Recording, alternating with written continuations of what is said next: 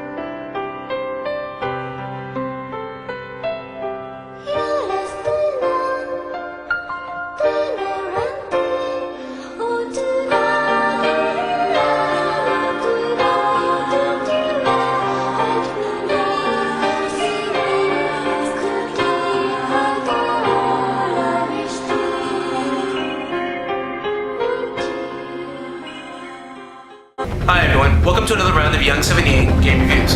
Today, we're going to be reviewing a personal favorite game of mine. This game is called Panzer Dragoon Saga. This game came out about 13 years ago in 1997. It also came out at the same time as Final Fantasy VII. So, as everyone knows, it was widely overlooked simply because of that. Anyway, we're going to be going over this game today in depth. We're going to be talking a lot about the story, we're going to be talking a lot about graphics and gameplay, and how well the graphics hold up to today's standards. Anyway, I hope you guys can give me your opinions, negative or positive, from each review. Just let me know what you guys think.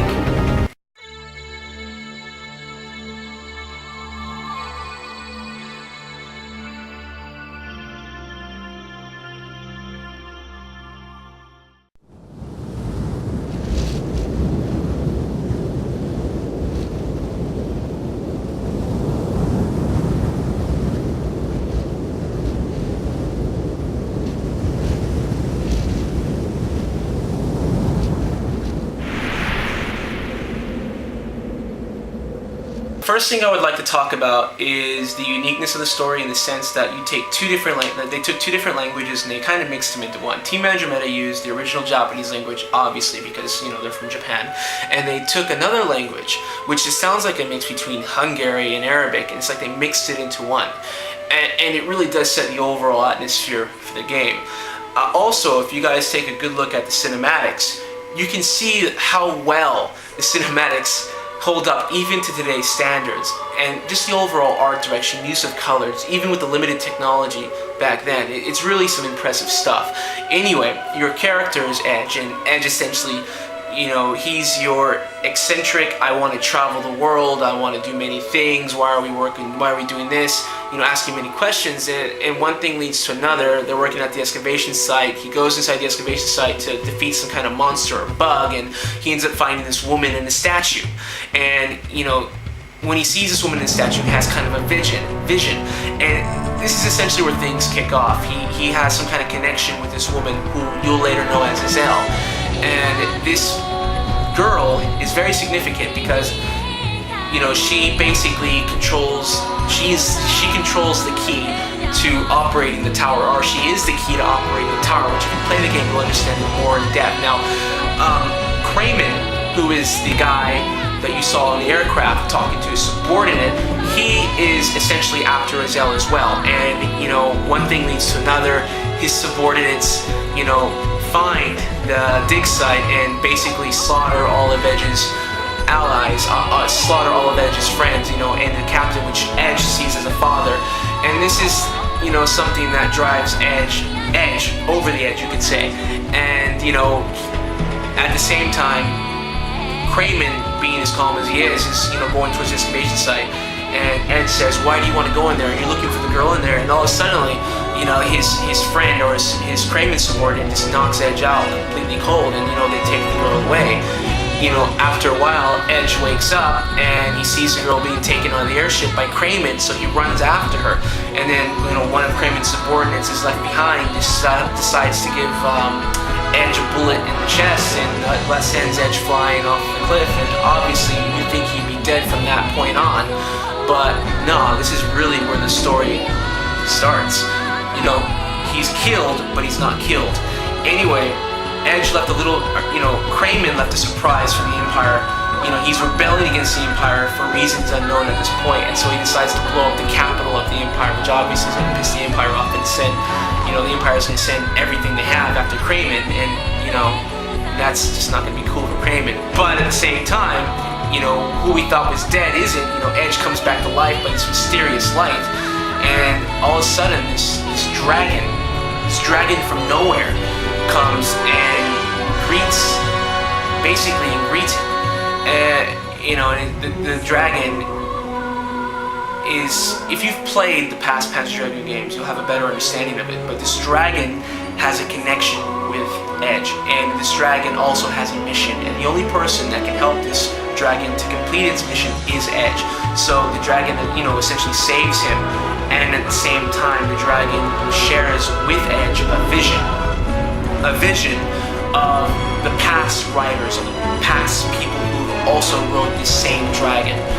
And Edge understands what it is he has to do. He has to find first the girl who was taken by Kramen, and then he has to take this girl to the tower, which for some reason holds the key to everything that's happening in the world of Panzer Dragoon. And this is really where the story kicks off. If you guys want to know more, you're gonna really...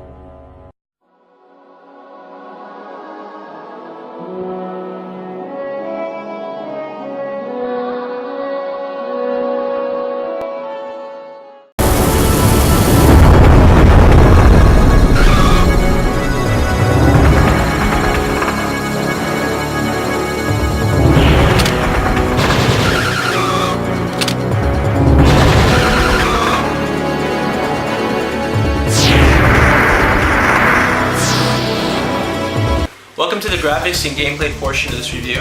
In this section, we're obviously going to be talking a bit more about the graphics and the gameplay itself, just to give you an idea of how well this game has withstood the test of time. I mean, just look at it. This game was produced back in 1997, yes, 13 years ago.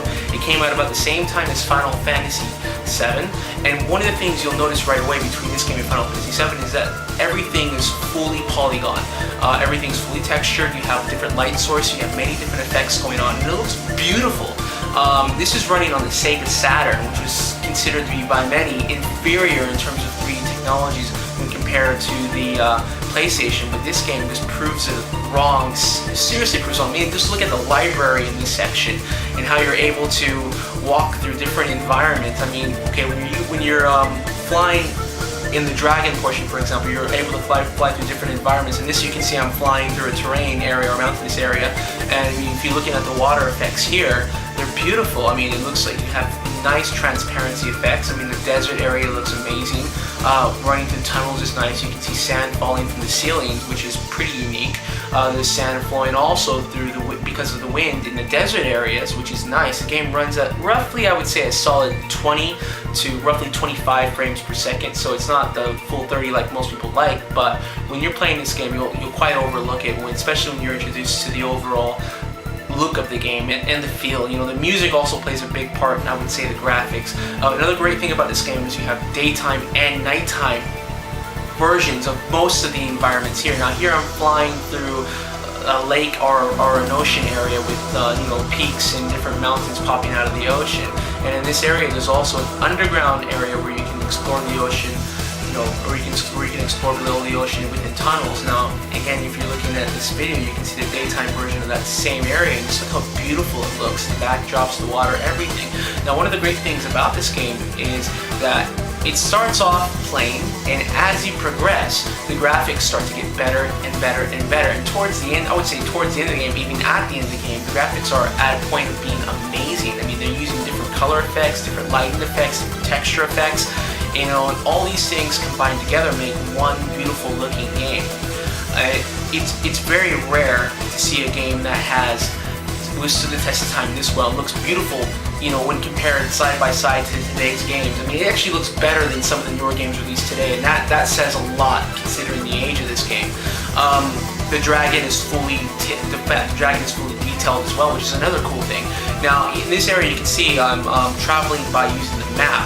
And you go to different areas to do that, and in the beginning of the game you're given kind of a tutorial about how to fight your enemies, how to use your dragon, how to morph into different versions of your dragon, how to upgrade your dragon, because this is essentially an RPG, and this is showing you basically how to morph your dragon by using different attributes such as defense, attack, speed, agility, ways to make your dragon more appropriate for each battle.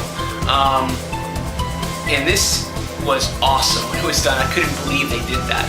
I'm showing you an example of the map here because if you play Panzer Dragoon 1 or 2, then it was essentially a Panzer Dragoon game, a shooter on rails, but this is more essentially an RPG. Now here you're looking at a couple of the fight scenes, and I'm using a Phoenix attack to attack my enemies, and this looks awesome. I'm using a Berserk attack, and keep in mind this is 1997. This was on an inferior console, and as you can see, it's beautiful. I mean, in my opinion, this game kills Final Fantasy VII in terms of graphics, and it even holds well to today's standards.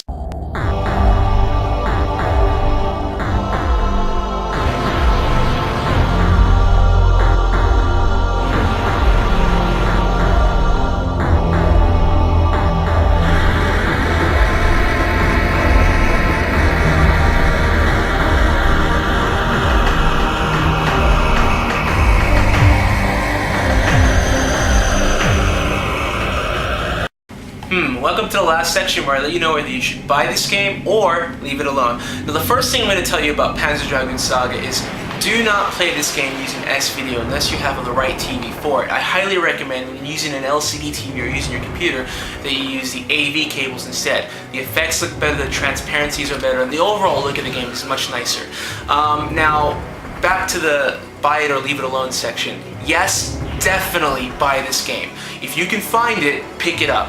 Now, because this is such a rare game in terms of, quantity, it's going to be more expensive than normal, unless you're fluent in Japanese. If your Japanese is good enough, then I would highly recommend just buying the Japanese version because it's much cheaper. You can pick it up for anywhere from $25 to $30, but for the PAL version, which is right here, and the US version of the game, these games are quite rare, and the prices range anywhere from $150 up to $300 depending on the quality of the game and also the demand for it at that time. But once again, I'm going to definitely say yes, I highly recommend this game, and you can play this game on your Sega Saturn, and due to the technology that we have today, you can also play this game on your computer, thanks to emulators that are available. So by all means, find it, enjoy it. You need to try this game at least once before you die.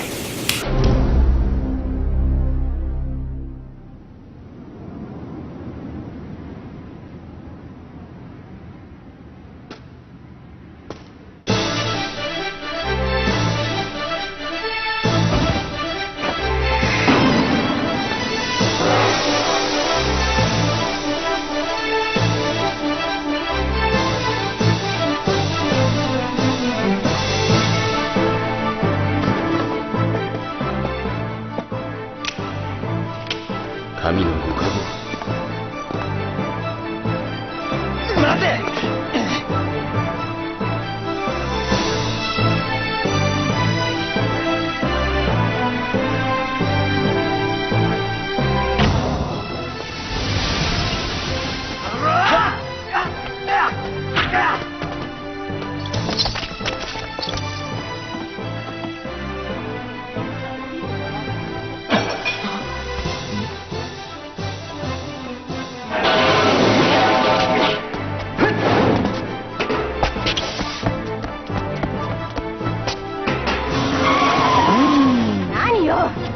人の親切を無駄にするなって言ってんのよ。葉月亮さんですよね。私、秀英さんのお手伝いをさせてもらってます。君ファン名です。私たちの両親も殺された。兄は今のあなたのように敵を追って、そして邪道に落ちた。